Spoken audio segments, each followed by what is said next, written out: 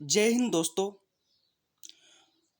दोस्तों। आज हम पढ़ेंगे पाचन तंत्र। जब हम पाचन तंत्र के बारे में सुनते हैं तो हमारे दिमाग में एक इमेज बनती है दोस्तों एक इमेज बनती है हमारे दिमाग में, और वो बनती है भोजन की। मैं सबसे पहले आपसे एक क्वेश्चन पूछना चाहता हूँ कि आखिरकार हम भोजन करते क्यों हैं? आखिरकार हम भोजन करते क्यों हैं? तो दोस्तों बहुत सारे का जो आंसर होगा दोस्तों वो होगा कि हम दोस्तों जो भोजन करते हैं वो कहेंगे कि पेट भरने के लिए करते हैं, जीवन जीने के लिए करते हैं। तो दोस्तों ऐसा कुछ नहीं होता। जो हम भोजन करते हैं दोस्तों वो कहीं ना कहीं हमारे शरीर में जो हम भोजन करते हैं वो हम ऊर्जा प्राप्त करने के लिए करते हैं। क्योंकि दोस्तों आप जानते हो कि जो मानव होता है दोस्तों वो एक क्रियाशील प्राणी होता है। वो दोस्तों एक क्रियाशील प्राणी है। जो मानव है दोस्तों वो एक क्रियाशील प्राणी है और वो लगातार कार्य करता रहता है। और दोस्तों आपको पता है लगातार कार्य करने के लिए हमें ऊर्जा की आवश्यकता होती है। लगातार कार्य करने के लिए हमें ऊर्जा की आवश्यकता होती है, और जो ऊर्जा प्राप्त होती है दोस्तों वो प्राप्त होती है भोजन से। किससे प्राप्त होती है दोस्तों? भोजन से प्राप्त होती है दोस्तों। भोजन प्लस श्वसन तंत्र से। दोस्तों श्वसन जो हम श्वास लेते हैं इस श्वसन से, इन दोनों से दोस्तों हमारे शरीर में कहीं ना कहीं किसी न किसी रूप में ऊर्जा प्राप्त होती है। दोस्तों मैंने आपको क्या बताया कि जो मानव है दोस्तों वो एक क्रियाशील प्राणी है। जो मानव है वो एक क्रियाशील प्राणी है। वो लगातार कार्य करता रहता है, और कार्य करने के लिए दोस्तों हमें शरीर में एनर्जी की आवश्यकता होती है, जो कि हमें भोजन और श्वसन दोनों से प्राप्त होती है। दोस्तों जब मैंने श्वसन तंत्र वाला चैप्टर पढ़ाया था मैंने आपको बताया था कि जो श्वसन है इस श्वसन से हमारे शरीर में ऊर्जा प्राप्त होती है। तो फिर सर आप यूं कह रहे हो कि भोजन से भी ऊर्जा प्राप्त होती है? जी हाँ मेरे भाई। जो श्वसन से जो ऊर्जा प्राप्त होती है, तो श्वसन के लिए जो कच्चा पदार्थ उपयोग में लिया जाता है दोस्तों, जो कच्चा माल उपयोग में लिया जाता है, ऊर्जा प्राप्त करने के लिए जो कच्चा माल उपयोग में लिया जाता है दोस्तों वो भोजन से प्राप्त होता है। किससे प्राप्त होता है? भोजन से प्राप्त होता है। इसलिए दोस्तों ऊर्जा के लिए हमारे शरीर में भोजन और श्वसन हमारे शरीर में भोजन और श्वसन दोनों ही अति आवश्यक है दोस्तों। हमारे शरीर में भोजन और श्वसन ऊर्जा प्राप्त करने के लिए कहीं ना कहीं अति आवश्यक है दोस्तों। ये तो थी बात ऊर्जा की, कि हमारे शरीर में ऊर्जा की आवश्यकता क्यों होती है। अब दोस्तों हमारा जो चैप्टर है वो है डाइजेशन सिस्टम और पाचन तंत्र। हम पढ़ेंगे पाचन तंत्र के बारे में। दोस्तों जब हम भोजन खाते हैं और भोजन का पाचन होता है, और पाचन के बाद में दोस्तों हमारे कहीं ना कहीं रूप में ऊर्जा प्राप्त होती है। तो दोस्तों उस ऊर्जा प्राप्त करने से पहले हमारे शरीर में किस किस अंग के द्वारा कौन कौन सा कार्य होता है जो कि हमारे भोजन के पाचन करने में सहायक होता है, उनके बारे में हम चर्चा करेंगे। सबसे पहले जानते हैं कि पाचन होता क्या है। सबसे पहले जानते हैं कि जो पाचन होता है वो पाचन होता क्या है। तो दोस्तों जब हम खाना खाते हैं तो खाना खाते समय हमारे जो भोजन के जो जटिल भोज्य पदार्थ होते हैं, इन जटिल पदार्थों को क्या होता है दोस्तों?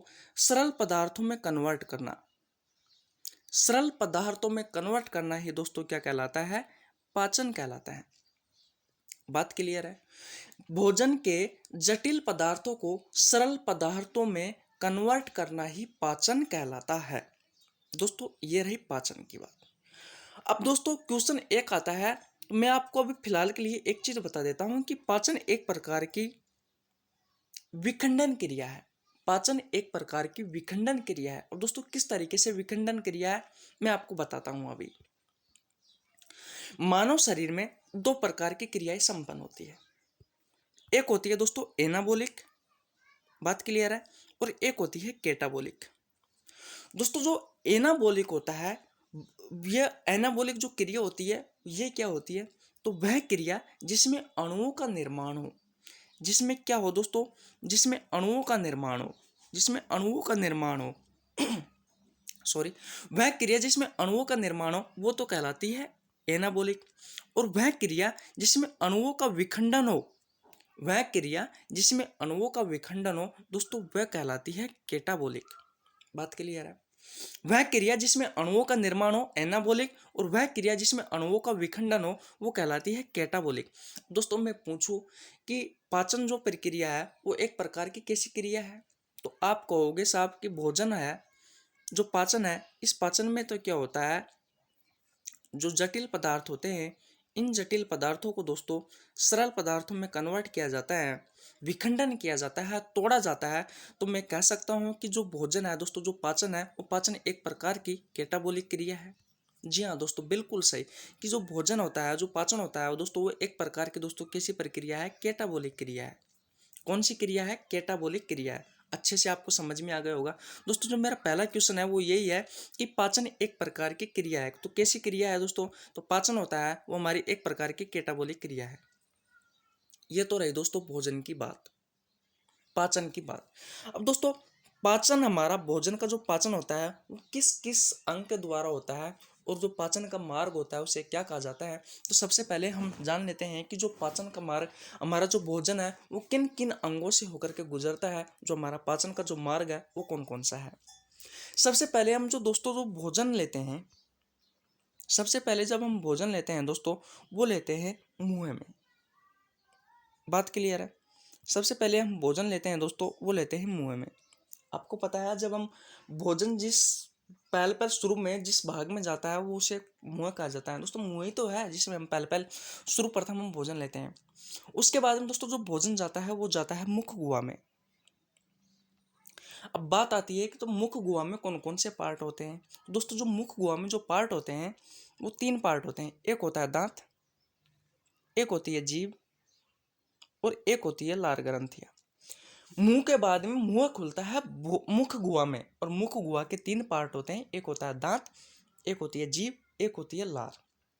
दोस्तों दांत, जीभ, लार किसी न किसी तरीके से हमारे भोजन के पाचन में सहायक होती है। किस तरीके से भोजन में सहायक होती है, फिलहाल मैं आपको इंट्रो दे देता हूँ कि इनका कार्य क्या है। जो हम जब भोजन खाते हैं तो आपने देखा होगा जब हम भोजन लेते हैं तो भोजन के बड़े बड़े पार्ट होते हैं, तो हमारे दांत उस पार्टों को छोटे छोटे पार्टों में कन्वर्ट करता है। ये तो रही दांत की बात। बात क्लियर है। जटिल पार्टों को छोटे छोटे पार्टों में कन्वर्ट करता है भोजन के, कौन, दांत। उसके बाद में बात आती है जीभ की। तो दोस्तों जीभ होती क्या है, जीभ हमारे भोजन को हमारी गसनिका में होते हुए गर्शिका तक, आमाशय तक पहुंचाने का कार्य करती है। कहने का मतलब गर्शिका तक धकेलने का कार्य करती है, कौन, जीभ। लार ग्रंथियां क्या होती है, हमारे भोजन में चिकनाई युक्त पदार्थ डाल देती है जिससे कि हमारा भोजन आसानी से गर्शिका में या भोजन नली में आसानी से चला जाता है। ये था लार का कार्य। फिलहाल इसको पेंडिंग में रखते हुए हम ये चीज़ देखेंगे कि सबसे पहले भोजन जाता है मुंह में, मुंह के बाद में जाता है मुख गुहा में। दोस्तों आपको सोच रहे होंगे कि ये गुहा है, इस गुहा का अर्थ क्या होता है। तो दोस्तों जो गुहा होता है, इस गुहा का अर्थ होता है खालिस्तान। क्या होता है, खालिस्तान। इस गुहा का जो अर्थ होता है, इस गुहा का अर्थ होता है खालिस्तान। तो मुंह का जो खालिस्तान होता है उसे कहा जाता है मुख गुहा। और मुख गुहा के तीन पार्ट होते हैं, दांत, जीभ और लार ग्रंथियां। बात क्लियर है। सबसे पहले भोजन गया मुंह में, मुंह के बाद में भोजन गया मुख गुहा में, और मुख गुहा के बाद में दोस्तों जो भोजन जाता है, मुख गुहा खुलता है गर्सनी में। मुख गुहा के बाद में दोस्तों जो भोजन जाता है वो गर्सनी में जाता है। अब बात यह आती है कि जो गर्सनी होती है ये कहाँ पाई जाती है। तो दोस्तों ये गर्सनी होती है कंठ में। कहाँ पाई जाती है, कंठ में पाई जाती है गर्सनी। और दोस्तों भोजन और वायु का जो क्रॉस मार्ग होता है, क्वेश्चन आता है कि भोजन और वायु के क्रॉस मार्ग को क्या कहा जाता है। क्वेश्चन क्या आता है दोस्तों, भोजन और वायु के क्रॉस मार्ग को क्या कहा जाता है। तो भोजन और वायु का जो क्रॉस मार्ग होता है दोस्तों उसे गर्सनी कहा जाता है। बात क्लियर है। दोस्तों मैंने श्वसन तंत्र में पढ़ाया था कि जो श्वास लेते हैं वो गर्सनिका के बाद में श्वास नली में चला जाता है, लेकिन दोस्तों यहाँ पर ऐसा नहीं होता। यहाँ पर जो गर्सनी खुलती है वो गर्सिका में खुलती है। गर्सिका कहा जाता है दोस्तों भोजन नली को। तो यहाँ पर जो गर्सनी खुलती है वो भोजन नली में खुलती है। और दोस्तों आप जानते हैं कि जब या तो हम हमारे शरीर में एक ऐसी प्रक्रिया है, या तो हम एक साथ श्वास ले सकते हैं या फिर हम भोजन कर सकते हैं, दोनों में से कोई ना कोई एक कार्य कर सकते हैं। जब हमें श्वास लेना होता है तो गर्सिका खुलती है श्वास नलिका में। और अगर दोस्तों जब हमें भोजन करना होता है, भोजन शरीर के अंदर लेना होता है, तो जो ग्रसनी होती है वो खुलती है भोजन नली में। बात क्लियर है? ये थी ग्रसिका। ग्रसिका जो, ये थी ग्रसनी। दोस्तों जो ग्रसनी होती है वो कंठ में पाई जाती है, और जो ग्रसनी किसे कहा जाता है, भोजन और वायु का जो क्रॉस मार्ग होता है उसे ग्रसनी कहा जाता है। ग्रसनी के बाद में दोस्तों जो भोजन जाता है वो जाता है ग्रसिका में। दोस्तों ग्रसिका में भोजन का कोई पाचन नहीं होता। ग्रसिका को ग्रासनाल कहा जाता है, भोजन नली भी कहा जाता है। ठीक है, आगे चलते हैं। ग्रसिका के बाद में दोस्तों जो भोजन जाता है वो जाता है आमाशय में, और आमाशय की जो आकृति होती है वो होती है जे आकृति। आमाशय की जो आकृति होती है, जो जे आकार की आकृति होती है, जो एबीसीडी का जो जे अक्षर होता है, इस जे आकार की जो आकृति होती है, उसी तरीके से आमाशय की आकृति होती है। आमाशय के बाद में जो भोजन जाता है दोस्तों, वो जाता है छोटी आंत में। छोटी आंत में दोस्तों भोजन का सर्वाधिक पाचन होता है और सर्वाधिक अवशोषण भी होता है। और जो छोटी आंत की जो लंबाई है दोस्तों, वह 6.5 मीटर। छोटी आंत के बाद में जो भोजन जाता है वो जाता है बड़ी आंत में, और दोस्तों बड़ी आंत की जो लंबाई है वो है 1.5 मीटर। और बड़ी आंत का जो कार्य होता है दोस्तों, वो होता है जल का पुनः अवशोषण करना। आप ऐसे मत सोचिए कि यार कि इन अंगों के कार्य इतने जल्दी जल्दी बता रहा हूँ, नहीं, ऐसा कुछ नहीं है। अलग अलग अंग को अलग अलग तरीके से पढ़ाऊंगा, अलग अलग टॉपिक वाइज अलग अलग अंग के बारे में अलग अलग चर्चा करेंगे, और बहुत डीपली लेके जाऊंगा, 0 लेवल टू दोस्तों हाई लेवल। आप ग्रुप डी नहीं दोस्तों, आरआरबी के कोई, रेलवे के कोई सी भी एग्जाम, एसएससी, बैंक दोस्तों, राजस्थान पुलिस या फिर दिल्ली पुलिस या फिर एसआई की, पटवार की कोई सी भी एग्जाम के लिए दोस्तों ये चैप्टर बहुत ही महत्वपूर्ण है, इसलिए दोस्तों जुड़े रहे हमारे साथ। दोस्तों हम बात कर रहे थे बड़ी आंत में। बड़ी आंत का जो मुख्य कार्य होता है वो जल का पुनः अवशोषण होता है दोस्तों। और जो बड़ी आंत के बाद में जो भोजन जाता है दोस्तों, वो जाता है मलाशय में। किस में जाता है दोस्तों? बड़ी आंत के बाद में जो भोजन जाता है दोस्तों, मलाशय में जाता है। बड़ी आंत का ही एक पार्ट होता है दोस्तों मलाशय। दोस्तों बड़ी आंत के 3 पार्ट होते हैं, एक होता है सीकम, एक होता है सीकम, एक होता है दोस्तों कोलन, जब हम बड़ी आंत पढ़ेंगे जब अच्छे से पढ़ेंगे, और एक होता है रेक्टम। दोस्तों ये बड़ी आंत के पार्ट होते हैं। दोस्तों जो रेक्टम वाला पार्ट होता है इसे ही मलाशय कहा जाता है। दोस्तों आशय का मतलब क्या होता है? मल प्लस आशय। अगर मैं दोस्तों ये मलाशय है, अगर इस मलाशय शब्द का मैं संधि विच्छेद करता हूं दोस्तों, तो मल प्लस आशय में टूटता है ये। आशय शब्द का मतलब होता है दोस्तों जमा करना। आशय शब्द का मतलब क्या होता है दोस्तों? जमा करना। साइंस में आपको आशय शब्द खाए भी दिखे, उसका मतलब होता है जमा करना। जैसे कि पित्ताशय, पित्त प्लस आशय, यानी पित्त को जमा करता कौन करता है? पित्ताशय करता है। इसी तरीके से दोस्तों मल प्लस आशय, मलाशय, मल को जमा कौन करता है दोस्तों? मलाशय करता है। तो मलाशय का कार्य क्या है दोस्तों? मल को जमा करना। बड़ी आंत का ही एक भाग है, और वो बड़ी आंत का जो भाग है दोस्तों, वो कौन सा है? रेक्टम। तो रेक्टम को ही दोस्तों मलाशय कहा जाता है। और मलाशय के बाद में दोस्तों जो भोजन चला जाता है वो गुद्दा द्वारा के द्वारा हमारे शरीर से बाहर निकाल दिया जाता है। गुद्दा द्वार के द्वारा हमारे शरीर से बाहर निकाल दिया जाता है। दोस्तों ये थी हमारे पाचन के कुछ अंग जहाँ से हमारा भोजन निकलता है। और दोस्तों ये पाचन तंत्र का जो मार्ग, सॉरी, जो पाचन का जो मार्ग है, जो भोजन का जो मार्ग है, इसे ही क्या कहा जाता है? इसे ही कहा जाता है दोस्तों आहार नाल। पाचन तंत्र का जो पथ है दोस्तों, इसे क्या कहा जाता है? इसे कहा जाता है आहार नाल। क्या कहा जाता है? आहार नाल कहा जाता है। दोस्तों आहार नाल की जो शुरुआत है दोस्तों, वो मुख से होती है।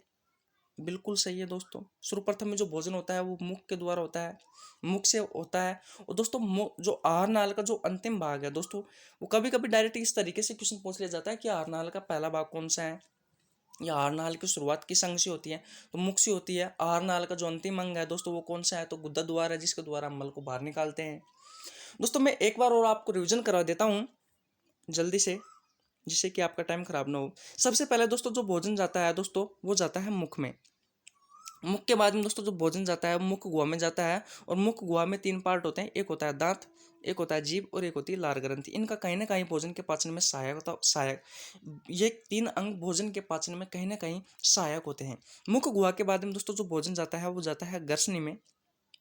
ग्रसनी क्या होती है? भोजन और वायु का क्रॉस मार्ग होता है। और ग्रसनी के बाद में दोस्तों जो भोजन है वो जाता है गर्शिका में। गर्शिका को कहा जाता है ग्रासनाल, भोजन नली कहा जाता है। और दोस्तों गर्शिका को क्या कहा जाता है? ग्रासनाल भी कहा जाता है। ग्रासनाल के अलावा भोजन नली भी कहा जाता है। दोस्तों इसमें भोजन का कोई पाचन नहीं होता। इसके बाद में तो भोजन जाता है दोस्तों, वो जाता है आमाशय में। और आमाशय की जो आकृति होती है वो एबीसीडी के जी अक्षर की तरह होती है। जो ABCD का जो जे अक्षर होता है उसके आकार की आकृति आमाशय की होती है।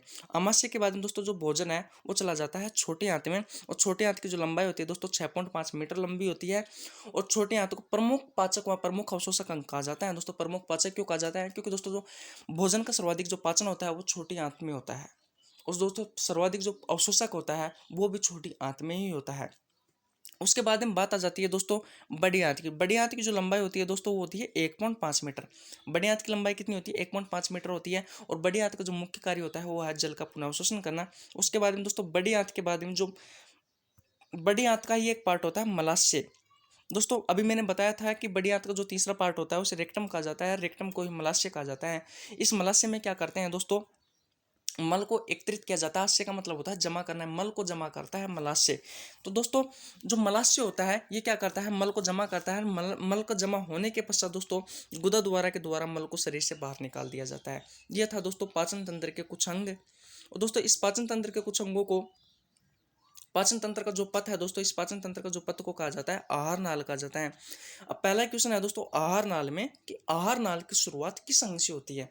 तो मैंने अभी बताया था दोस्तों आहार नाल की जो शुरुआत होती है, पाचन तंत्र की जो शुरुआत होती है वो मुख से हुई थी। और दोस्तों पाचन तंत्र के जो मार्ग को मैंने आहार नाल कहा था। और दोस्तों आहार नाल की शुरुआत किस अंग से होती है? तो मैं कह सकता हूँ मुख से होती है। आहार नाल का अंतिम भाग कौन सा है? तो आहार नाल का जो अंतिम भाग है दोस्तों वह है गुद्दा द्वार, जिसके द्वारा मल को शरीर से बाहर निकाल दिया गया था। उसके बाद हम बात करेंगे आहार नाल की लंबाई। दोस्तों ये बहुत ही अच्छा क्वेश्चन है। जो आहार नाल होता है दोस्तों, इस आहार नाल की लंबाई कितनी होती है? तो आहार नाल की लंबाई होती है 33 से 35 फीट। कितनी होती है? 33 से 35 फीट होती है। नेक्स्ट क्वेश्चन है दोस्तों आहार नाल का वह अंग जहां पर पाचन नहीं होता। दोस्तों आहार नाल का ऐसा कौन सा अंग है दोस्तों जिसमें पाचन नहीं होता? तो मैंने आपको एक तो पढ़ाया था गर्शिका। इस गर्शिका को ही दोस्तों ग्रासनाल कहा था मैंने। और ये ग्रासनाल होता क्या है दोस्तों? ये होती है भोजन नली। ये सब एक के ही नाम है। गर्शिका कह दो या ग्रासनाल कह दो या फिर भोजन नली कह दो, बात एक ही है। तो दोस्तों आहार नाल का वह अंग जहाँ पर पाचन नहीं होता, एक तो है भोजन नली। इस भोजन नली में पाचन नहीं होता दोस्तों। और एक है बड़ी आंत। बड़ी आंत में सिर्फ दोस्तों जल का पुनः अवशोषण होता है। जल का पुनः अवशोषण होता है। इन दोनों पार्टों में आहार नाल के ऐसे दो पार्ट हैं जिसमें दोस्तों भोजन का पाचन नहीं होता। यह था दोस्तों आहार नाल की कुछ महत्वपूर्ण बातें। आहार नाल की लंबाई पढ़ी, आहार नाल की शुरुआत पढ़ी, आहार नाल का अंत पढ़ा, और आहार नाल के विभिन्न अंग पढ़े। दोस्तों अब हम पढ़ लेते हैं आहार नाल के एक एक अंग। दोस्तों एक एक अंग को बहुत अच्छे से पढ़ लेते हैं, जिससे हमें अच्छे से समझ में आ जाएगा कि किस अंग का क्या क्या कार्य होता है भोजन के पाचन करने में। सबसे पहले मैं आपको बता दूं कि जो छोटी आंत के बारे में पढ़ेंगे, हम किसके बारे में पढ़ेंगे दोस्तों? छोटी आंत के बारे में पढ़ेंगे। सबसे पहले हम पढ़ेंगे दोस्तों छोटी आंत के बारे में। छोटी आंत होती है दोस्तों, अब छोटी आंत के बारे में हम पढ़ेंगे। तो जो छोटी आंत होती है इसकी आकृति किस तरीके से होती है? तो सबसे पहले मैं इसकी आकृति बता देता हूं आपको। हमारे पेट में छोटी आंत की आकृति कुछ इस तरीके से होती है।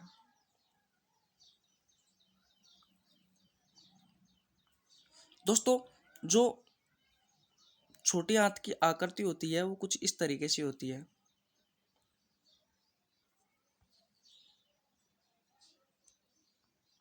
छोटी आंत की आकृति होती है वो कुछ इस तरीके से होती है। दोस्तों जो अंदर वाला जो पार्ट आपको दिख रहा है, जो अंदर वाला पार्ट आपको दिख रहा है, ये वाला, इस सर्किल के अंदर आपको जो पार्ट दिख रहा है दोस्तों, ये वाला, दोस्तों ये वाला जो पार्ट है इसकी आकृति इस तरीके से होती है। ये वाला जो पार्ट है दोस्तों ये होता है छोटी आंत का। किसका होता है? छोटी आंत का। और छोटी आंत की जो लंबाई होती है दोस्तों वो होती है 6.5 मीटर। दोस्तों छोटी आंत के बाहर जो आपको जो संरचना दिख रही है, ये वाली जो संरचना दिख रही है दोस्तों, ये वाली जो संरचना दिख रही है आपको, ये होती है बड़ी आंत। ये कौन सी होती है? बाहर वाली बड़ी आंत होती है, अंदर वाली छोटी आंत होती है दोस्तों, बात क्लियर है। और बड़ी आंत की जो लंबाई होती है वो 1.5 मीटर होती है। ये तो रही बात आकृति की, हमारे पेट में पाई जाती है और इस तरीके से होती है दोस्तों ये छोटी आंत। हमारे पेट में। बात क्लियर है? तो छोटी आंत की जो लंबाई होती है 6.5 मीटर होती है, बड़ी आंत की जो लंबाई होती है 1.5 मीटर होती है, और छोटी आंत के चारों ओर इस सर्कल नुमा एक संरचना में दोस्तों बड़ी आंत पाई जाती है। अब बात कर लेते हैं छोटी आंत के बारे में। सबसे पहले ये बात कर लेते हैं कि भाई जो आंत है, छोटी आंत क्यों कहा जाता है, बड़ी आंत क्यों कहा जाता है, नाम किस आधार पर दिए हुए हैं। तो दोस्तों आपने देखा कि जो छोटी आंत की जो लंबाई होती है वो ज़्यादा होती है। बात क्लियर है? जो कि पेट में अंदर की तरफ, बड़ी आंत के अंदर की तरफ होती है, और जो बड़ी आंत की लंबाई है दोस्तों वो कम होती है। छोटी आंत की लंबाई होती है वो मैंने बताया था कि 6.5 मीटर होती है, और जो बड़ी आंत की जो लंबाई होती है दोस्तों वो 1.5 मीटर होती है। तो आपको अच्छे से समझ में आ गया होगा कि जो छोटी आंत की जो लंबाई होती है वो 6.5 मीटर होती है, और बड़ी आंत की जो लंबाई होती है वो 1.5 मीटर होती है। लेकिन दोस्तों जो छोटी आंत का जो क्षेत्रफल होता है वो कम होता है। छोटी आंत का जो क्षेत्रफल होता है वो कम होता है, और बड़ी आंत का जो क्षेत्रफल होता है दोस्तों वो अधिक होता है। छोटी आंत का जो क्षेत्रफल होता है वो कम होता है, और बड़ी आंत का जो क्षेत्रफल अधिक होता है। तो दोस्तों जो नाम दिए हुए हैं बड़ी आंत और छोटी आंत के, वो क्षेत्रफल पर आधारित दिए हुए हैं। किस आधार पर दिए हुए हैं दोस्तों? क्षेत्रफल पर आधारित दिए हुए हैं। क्षेत्रफल पर आधारित नाम इनके दिए हुए हैं, क्योंकि दोस्त छोटी आंत के जो क्षेत्रफल है वो कम होता है इसलिए इसे छोटी आंत कहा गया है, और बड़ी आंत का जो क्षेत्रफल होता है वो अधिक होता है इसलिए इसे बड़ी आंत कहा गया है। ये तो रही दोस्तों इसके नामों की बात। पाचन तंत्र का सबसे अधिक भाग है। मैंने बताया कि पाचन तंत्र लगभग 11 मीटर का, लगभग दोस्तों 11 मीटर या 12 मीटर का होता है। लगभग मैं 33 से 35 फीट की बात की थी मैंने दोस्तों इसकी लंबाई की। तो जो सब पाचन तंत्र का जो सबसे लंबा भाग होता है 6.5 मीटर लंबा होता है पाचन छोटी आंत। बात क्लियर है? दूसरी बात, छोटी आंत को प्रमुख पाचक या प्रमुख अवशोषक अंग कहा गया है। दोस्तों प्रमुख पाचक का मतलब क्या होता है? छोटी आंत होती है, इस छोटी आंत को प्रमुख पाचक या प्रमुख अवशोषक अंग कहा गया है। प्रमुख पाचक क्यों कहा गया है? क्योंकि दोस्तों जो छोटी आंत होती है इसमें सबसे ज्यादा भोजन का पाचन होता है, इसलिए इसे दोस्तों प्रमुख पाचक कहा गया है। और दोस्तों प्रमुख अवशोषक क्यों कहा गया है? क्योंकि दोस्तों छोटी आंत में सबसे ज्यादा जो भोजन से जो अच्छे पदार्थ होते हैं उन्हें जो छोटी आंत है वो सबसे ज्यादा बॉडी में अवशोषक करती है, सबसे ज्यादा अवशोषण का कार्य करती है दोस्तों, इसलिए इसे प्रमुख अवशोषक अंग भी कहा गया है। अवशोषक का मतलब होता है दोस्तों भोजन से प्राप्त अच्छे पदार्थों को बॉडी में अवशोषण करना। यही मैंने बात बताई थी दोस्तों सॉरी, प्रमुख अवशोषक इसलिए कहा गया है दोस्तों क्योंकि छोटी आता है ये भोजन से जो अच्छे मटेरियल पदार्थ अपने उत्पन्न होते हैं उन्हें हमारी बॉडी में एब्जॉर्ब करता है, हमारी बॉडी में अवशोषण करने का कार्य सर्वाधिक करता है। इसलिए दोस्तों छोटी आंत को प्रमुख पाचक और अवशोषक अंग कहा गया है। दोस्तों छोटी आंत के 3 पार्ट होते हैं। 3 पार्ट होते हैं। पहला पार्ट होता है डोडोनम, जिसे ग्रहणी भी कहा जाता है, और इसकी आकृति होती है यू आकार की। दोस्तों पाचन तंत्र में सर्वाधिक जो भोजन का पाचन करता है वो डोडोनम करता है। कौन करता है? डोडोनम। पाचन तंत्र में ही दोस्तों, छोटी आंत में नहीं, पाचन तंत्र में ही भोजन का सर्वाधिक जो पाचन करता है वो छोटी आंत का पहला भाग है डोडोनम, जिसे ग्रहणी कहा गया है, और ये सर्वाधिक पाचन करता है। बात क्लियर है? सर्वाधिक पाचन डोडोनम या ग्रहणी करता है। दूसरा पार्ट है जेजुनम। दूसरा पार्ट कौन सा है? जेजुनम है। और दोस्तों तीसरा पार्ट है इलियम। इलियम जो होता है दोस्तों ये सर्वाधिक सबसे ज्यादा अवशोषण करने का कार्य करता है। पूरे पाचन तंत्र में दोस्तों जो सबसे ज्यादा जो अवशोषण का कार्य करता है दोस्तों वो करता है इलियम। कौन करता है? इलियम करता है। दोस्तों अवशोषक मैंने अभी थोड़ी देर पहले बताया कि जो हम भोजन करते हैं तो भोजन से जो अच्छे पदार्थ होते हैं, जिन्हें अच्छे पदार्थों को छोटी आंत का एक इलियम पार्ट होता है, ये इलियम पार्ट क्या करता है? हमारे बॉडी में अच्छे पदार्थों को अवशोषण कर लेता है। दोस्तों ये रही बात इलियम की। अब बात की आप कहोगे कि सर आपने डूडोनम बता दिया, डूडोनियम डो सॉरी डूडोनियम का जो कार्य है वो बता दिया, और जो इलियम का जो कार्य है वो बता दिया, लेकिन आपने जेजुनम का कार्य तो बताया ही नहीं। तो दोस्तों जेजुनम कहीं ना कहीं पाचन करने का कार्य भी करता है, और कहीं ना कहीं रूप में दोस्तों अवशोषण का कार्य भी करता है। तो दोस्तों ये डूडोनम और इलियम दोनों का ही कार्य करता है। अब आ गई बात आपको तीनों को समझ में। डोडोनम सबसे ज्यादा पाचन करता है, जो जेजुनम है दोस्तों वो पाचन भी करता है, अवशोषण भी करता है, और जो इलियम है दोस्तों वो सिर्फ अवशोषण करने का कार्य करता है। अब बात आती है कि ऐसा क्या है इलियम में जो सर्वाधिक अवशोषण करता है। तो दोस्तों इलियम में एक छोटे छोटे तंतुनुमा एक संरचना पाई जाती है जो इस तरीके से होती है। ये तंतुनुमा संरचना को कहा जाता है दोस्तों रसांकुर। क्या कहा जाता है? रसांकुर कहा जाता है। और ये रसांकुर क्या करता है? हमारे शरीर में अवशोषण की सतह को बढ़ा देता है। इस कारण दोस्तों जो छोटी आंत का जो तीसरा पार्ट है इलियम, ये क्या करता है? सबसे ज्यादा अवशोषण का कार्य करता है। रसांकुर क्या करता है, सबसे ज्यादा अवशोषण अवशोषण की सतह को, रसांकुर का कार्य क्या है, अवशोषण की सतह को बढ़ा देता है। अब क्वेश्चन आपसे किस तरीके से आएंगे वो भी देख लीजिए। पाचन तंत्र में अवशोषण की इकाई क्या है, पाचन तंत्र का जो अवशोषण की इकाई है वो है दोस्तों रसांकुर। बिल्कुल दोस्तों, मैंने अभी आपको डिस्कस किया था, रसांकुर की जो आकृति होती है वो कुछ इस तरीके की होती है, और ये क्या करती है, हमारे शरीर में अवशोषण की सतह को बढ़ा देती है। जी हाँ दोस्तों, हमने बात की थी अच्छे से। छोटी आंत का वह भाग जो सबसे ज्यादा पाचन करता है तो डूडोनम और ग्रहणी होता है, दोनों ही एक है, जो मैं अभी मैंने थोड़ी देर पहले आपको बहुत ही अच्छे से पढ़ाया था, बहुत ही अच्छे से समझाया था दोस्तों। जो छोटी आंत का जो सबसे ज्यादा जो पाचन करने का जो अंग है दोस्तों, सबसे ज्यादा जो पाचन करता है छोटी आंत का वह भाग जो सबसे ज्यादा पाचन करता है वो है डूडोनम। छोटी आंत का वह भाग जो सबसे ज्यादा अवशोषण करता है दोस्तों वो है इलियम। बात क्लियर है। तो दोस्तों ये बात रही छोटी आंत की। छोटी आंत में आपने दोस्तों बहुत अच्छे से छोटी आंतों को पढ़ा, इसकी संरचना देखी, इसके कार्य देखे, लंबाई देखी, कौन कौन से पार्ट होते हैं, इसका कार्य क्या है, इसके नाम देखे, उपनाम देखे। दोस्तों इसी तरीके से मैं अन्य पार्टों को भी आपको कवर करवाने वाला हूँ। दोस्तों टेंशन ना करो, मैं आपको पाचन तंत्र में पीएचडी करवा दूंगा। दोस्तों अगर कोई भी अपने भाई बंधु हैं जो पढ़ने वाले हैं दोस्तों, प्लीज़ उनको अपना चैनल बताओ, सब्सक्राइब करवाओ, पढ़ो यार, कैसे भी करके पढ़ना है, बस लाइफ में कुछ ना कुछ करना है। और दोस्तों अगर आप चैनल पर नए हो तो चैनल को सब्सक्राइब करके ज़रूर जाना दोस्तों, बहुत मेहनत करता हूँ यार। तो जय हिंद दोस्तों, जय भारत।